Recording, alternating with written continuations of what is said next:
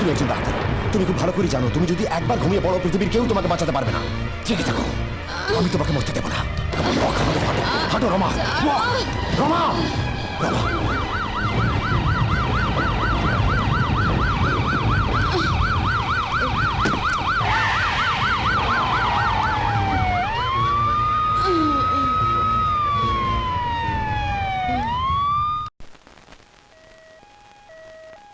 কেন বাঁচালি আমায়? আমার জন্য। আমি তোমাকে ভালোবাসি। আমার অনুমতি ছাড়া তোমার মরার কোনো অধিকার নেই। তুমি না একদিন বলেছিলে যে বিজয়ের সঙ্গে রাধার জন্ম জন্মান্তরের সম্পর্ক। তুমি তুমি কেন ভাবতে পারলে না যে আমাদের জন্য তাই? আমি তোমাকে পেতে চাই, তোমাকে বিয়ে করতে চাই।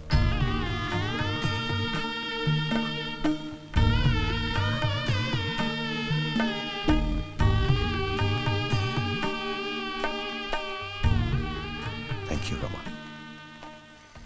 লায়লা, আমার 16 বছরের মা মরা মাইয়াটারে নিকার দিন সাপে কাটলো। ডাগর ডাগর চোখ দুইটা চিরকালের লাইগা বুঝা গেল। পাপ পাপ, আমারই পাপে আমার সাজানো বাগান শুইকা গেল। কত শখ আছিল, কবরে দাঁড়ায় কথা দিছিলাম লায়লার কবরডারে শ্বেত পাথর দিয়া সুন্দর কইরা বাঁধায় দিব। অভাব অভাব, আইজব কবরের উপর ধুলা ওড়ে।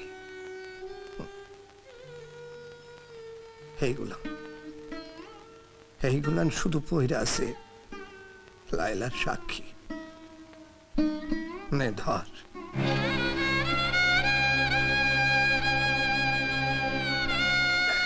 ভিজা কাপড় সাইরা ওই থেকে একটা পয়রা ফেল। দেখ, আরে কথা ক, মুখে কুলু পাইতে বসে আসুস কেন? বাপ মায়ের নাম কি? আরে জ্ঞাতি গোষ্ঠী, একটা পরিচয় দিবার লাগবো তো। হয়েছিলটা কি? কার লাইগা প্রাণ বিসর্জন?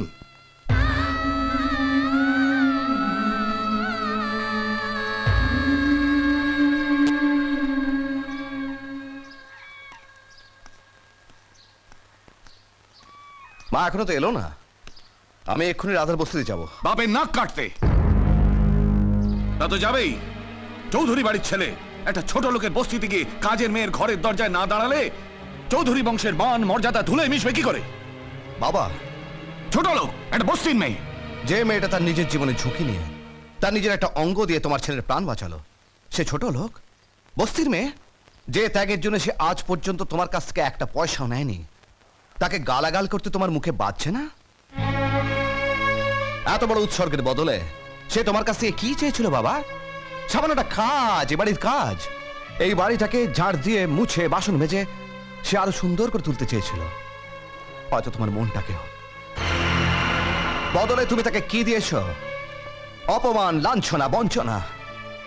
ওই বাঁকাকে দিয়ে তার খোঁড়া বাপটাকে তুমি এই বাড়ির বাইরে ছুঁড়ে ফেলে দিয়েছ। কেন বাবা? তারা গরিব বলে? হ্যাঁ, গরিব বলে।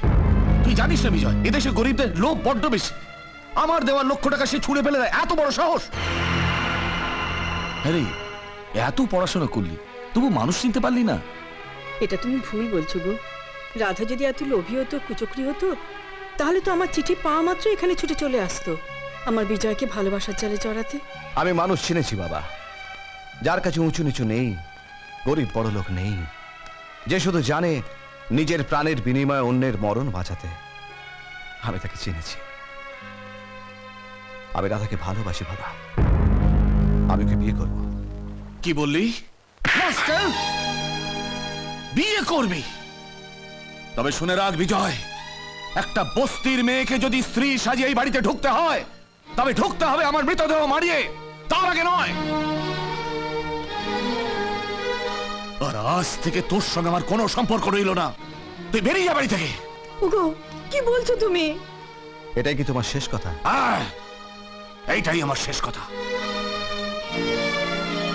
বাবা, তোমার নিশ্চয়ই মনে আছে একদিন ছেলেবেলায় তুমি আমায় শিখিয়েছিলে যে সবার উপরে মানুষ সত্য, তাহার উপরে নাই। এই কথাটা যদি সত্যি হয় আর ঈশ্বরে আরেক নাম যদি ভালোবাসা হয়, তাহলে তুমি একদিন তোমার নিজের ভুল ভেঙে ওই বস্তির মেয়ে রাধাকে এই চৌধুরী বাড়ির কুলবধূ হিসেবে গ্রহণ করবে, আদর করে। এ আমি বলে দিয়ে গেলাম। আসি মা। বিজয়, বিজয় দাঁড়া, বিজয়, বিজয় যাস না বাবা, দাঁড়া, বিজয়, বিজয়। সুমনা, সুমনা, সুমনা। বল রাধে, রাধে বল। মেয়েটা জলে ডুবে মরেছে গো বাবু। ক্ষমা যদি চাইতেই হয় তাহলে তাহলে দেখো, হয়তো কোথাও নদীর চরে ওর লাশটা ভেসে উঠেছে। রাধা মরতে পারে না। আমাকে যে রাধার সঙ্গে দেখা করে ক্ষমা চাইতেই হবে। তাহলে যে চন্দ্র, সূর্য, আকাশ, বাতাস সব মিথ্যে হয়ে যাবে, সব মিথ্যে হয়ে যাবে। কি দাদা বাবু, সেলাই দিয়েছি, রক্ত ঝরছে। গোবর্ধন দা, আমার এই বুকের মধ্যে যত রক্ত ঝরছে তার তুলনায় এ তো কিছুই নয়, এ তো কিচ্ছু নয়। মাঝি, ও মাঝি, বলেন কথা। তোমরা কে কেউ নয়া বসতি রাধার খবর জানো? রাধা, হ্যাঁ, সে তো পরানো আজি বলছিল কাল রাতে ওই ঝড় বৃষ্টির মধ্যে ওই খারিজ বানে যাচ্ছিল। তারপর তারপর আর কেউ তারে দেখিনি, বোধ হয় ডুবি মরেছে। চলো দেখো।